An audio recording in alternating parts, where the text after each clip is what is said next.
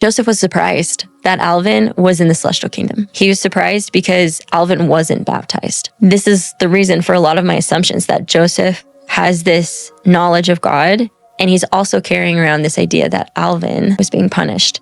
So this timeline, we have this period of time between when Alvin dies and when Joseph Smith receives the authority to baptize. And then after he receives the authority to baptize, for 3 years, Joseph knows that you have to be baptized by proper priesthood authority, and he is still operating under the assumption that there's heaven and hell, and that's it. 3 years, Joseph knows God is loving, but is also carrying around this idea that Alvin was in hell. After those 3 years, he receives the vision of the 3 kingdoms. And for 4 years, Joseph knows that Alvin's not in hell, but he is still carrying around this wound from the belief that he's going to be separated from Alvin. I want you to think about the implication of this timeline. Joseph loved God. He, more than anyone, knew that you had to be baptized and that it had to be done by priesthood authority, by proper authority. And he had these good experiences with this loving God, but he was still carrying around these perspectives that probably seemed tragically unfair.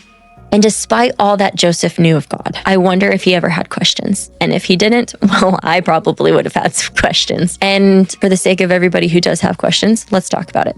I wonder if Joseph had any questions. How could a loving God do this? How could requiring baptism and authority be congruent with this perfectly fair God? How could God have let Alvin die before the authority was restored? And what about everyone else? Even if Alvin had lived to be baptized by proper priesthood authority, what about everyone who lived and died with no chance of being baptized by proper priesthood authority? And then there's the question that most of us, if not all of us, have related to at one point or another in our lives.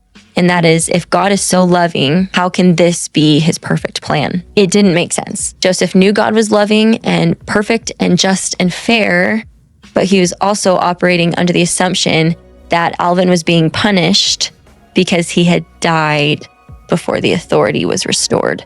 How did Joseph reconcile those ideas?